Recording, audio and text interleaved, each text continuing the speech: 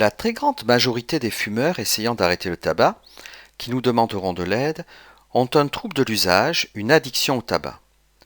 Pourtant, il existe un système universel de contrôle de l'usage des objets de plaisir. Ce système permet de profiter au mieux de ce qui fait du bien, et nous savons tous combien ces objets de plaisir sont nombreux. Il permet également d'éviter les inconvénients, un signal d'alarme nous indiquant de faire attention quand ça commence à déraper. Il permet enfin de s'adapter aux conséquences, plus ou moins bien parfois, mais globalement ça marche. Alors, le système de contrôle est en panne et le sujet ne tient plus compte des conséquences, n'a plus de signal d'alarme, il est emporté par le tsunami de l'addiction. La rechute est un signe objectif facile à repérer et traduit simplement l'addiction. Il s'agit d'un retour involontaire à l'addiction, indépendant de la motivation du sujet. Bien sûr, certains arrivent à mobiliser leur forte motivation un certain temps, mais dans 95% des cas, le fumeur rechute, tôt ou tard. C'est QFD. Mais pourquoi cette rechute? C'est là que le craving, signe fonctionnel caractéristique de l'addiction, ce pervers manipulateur, ce malfaisant, prend toute sa place.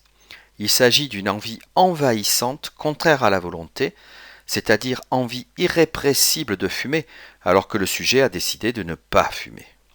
Et bien sûr, c'est le malfaisant qui l'emporte. Ce craving va durer, plus ou moins longtemps selon les personnes, mais le plus souvent plusieurs mois, voire le plus souvent plusieurs années. Il est intermittent, plus ou moins violent, et parfois transitoirement contrôlable. Sa présence est prédictive de la rechute. Nous comprenons ainsi que le craving, cette envie incontrôlable et involontaire, devient la cible logique et essentielle du traitement. L'objectif est de permettre aux fumeurs de retrouver le contrôle afin que l'abstinence du tabac soit confortable et la plus prolongée possible.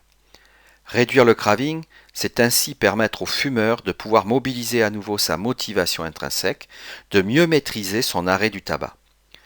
L'enjeu, lors de la prise en charge, est d'aider le patient à repérer le craving et repérer les facteurs déclenchant ce craving, vision d'un centrier par exemple, mais aussi les facteurs protecteurs. Quand j'ai fait du sport, je me sens apaisé, j'ai moins envie de fumer. Cette démarche, nécessairement collaborative, permettra d'élaborer, avec le patient, des stratégies anti-craving efficaces qui viendront alimenter les consultations de suivi en plus de la gestion de l'aide pharmacologique.